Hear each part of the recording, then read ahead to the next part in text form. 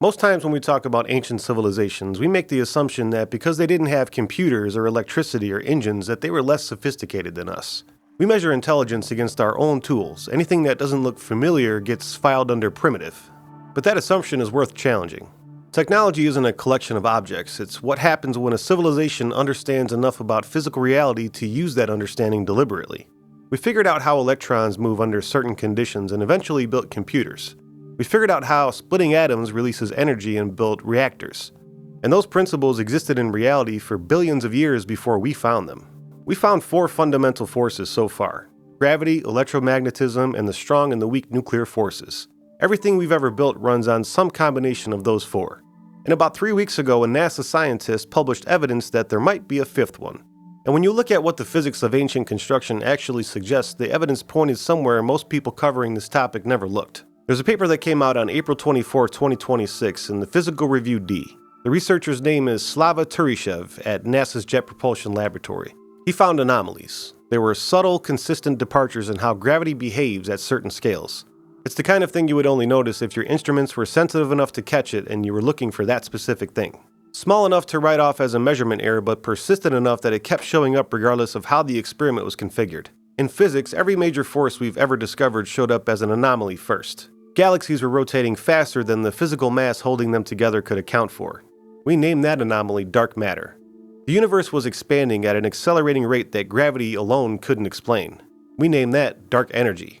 The anomalies came before the understanding, sometimes by decades. I think it's important to note too that we've never physically observed dark matter or dark energy.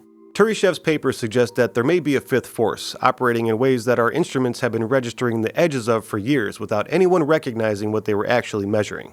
Faraday was running experiments with electromagnetism in the 1830s. It took roughly 150 years from that first experiment to come up with the internet.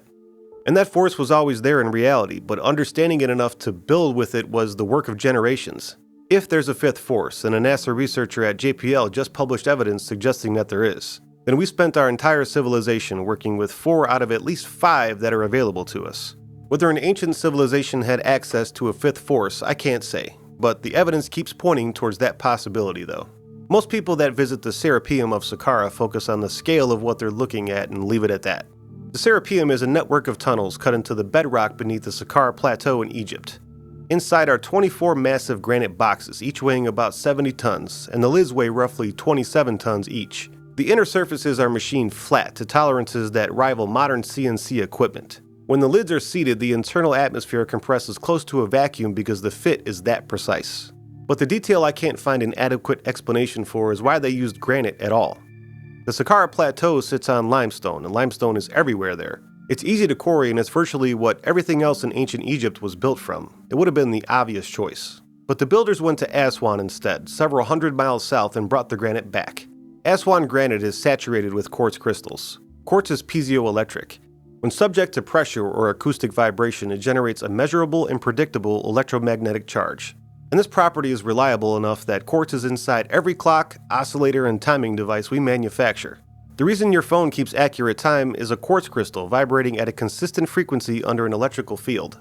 Whoever designated granite for those 70-ton boxes understood something about what that stone does when it vibrates. And they went hundreds of miles out of their way to get it.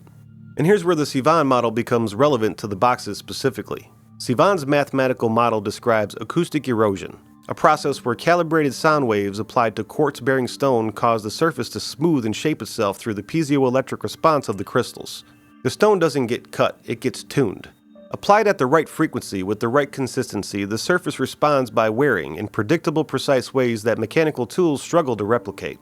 The inner surfaces of those granite boxes, the one machined to tolerances that rival modern CNC equipment, may not have been carved at all in the conventional sense. Their precision could be the result of acoustic shaping through exactly the piezoelectric process the quartz and Aswan granite makes possible, which would explain both why they went to Aswan for the stone and why the finish on those surfaces has never been satisfactorily accounted for by any conventional tool-based explanation. In 2008, Dr. Ian Kipp from UCLA published results from an experiment where healthy volunteers were exposed to different resonant frequencies while their brain activity was monitored by an EEG. At 110 Hz, the brain responded in a way that it didn't respond to any other frequency that was tested. Activity in the prefrontal cortex shifted abruptly. The language center showed a measurable deactivation. Hemisphere dominance moved from left to right. Researchers describe it as similar to the edge between waking and sleep, where the mind is active but analytical processing steps back. Researchers who have gone into ancient structures in multiple continents and measured their natural resonant frequencies kept finding the same range. The Hall Safliani Hypogeum in Malta is an underground complex carved from rock roughly 5,000 years ago.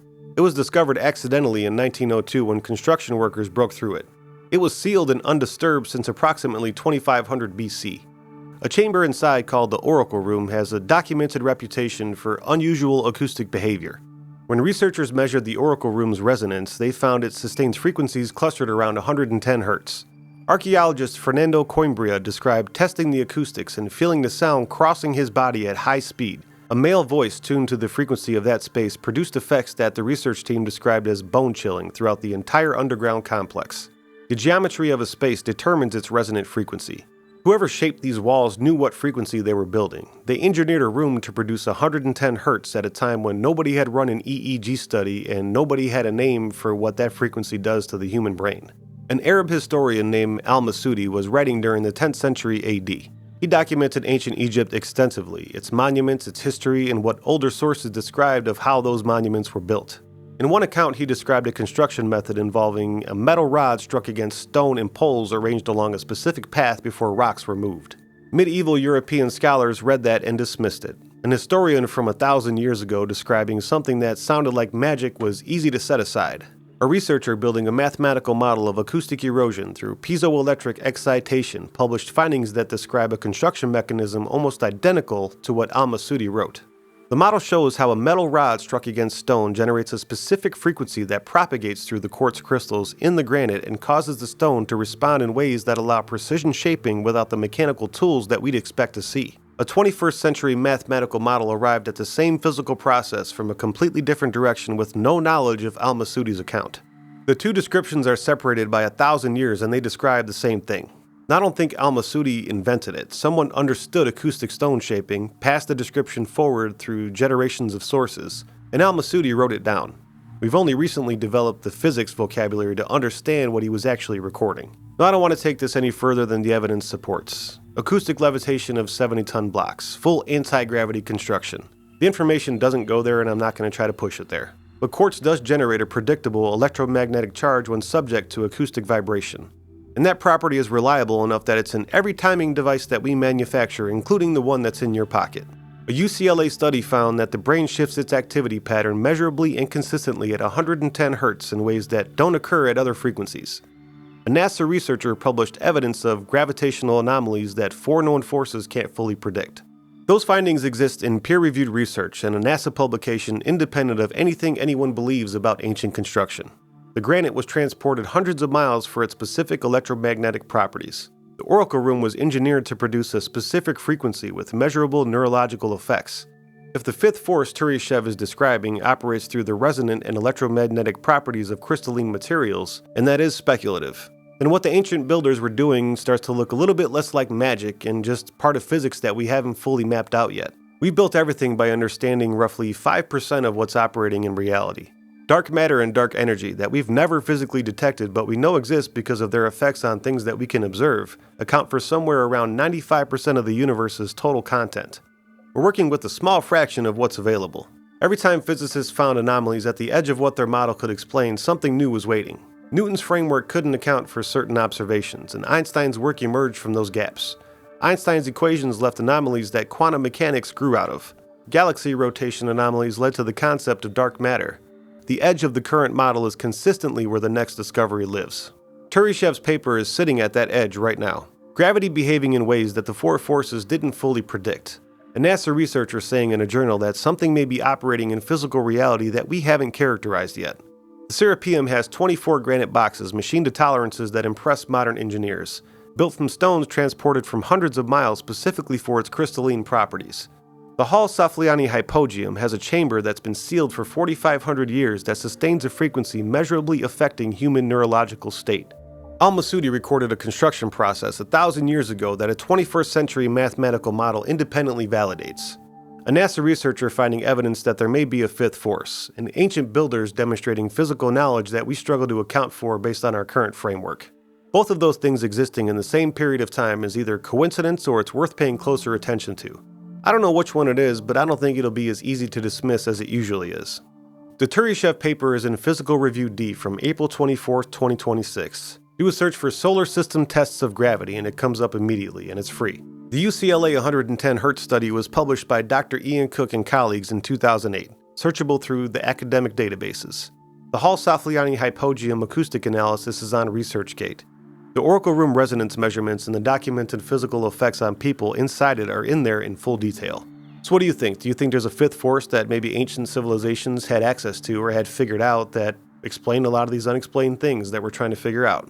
I don't know about you, but I think it'd be pretty cool to see some dude banging on a rock with a stick and seeing a 70-ton stone lifting off the ground. I don't really think that's possible, but who knows? As always, I appreciate your time. Thank you so much for watching. If you haven't already done so, please subscribe, like, and drop that comment. Do you think there's a fifth force out there? Do you think that they had access to it? And do you think that we'll ever actually be able to harness it? Until next time, I'll talk to you later.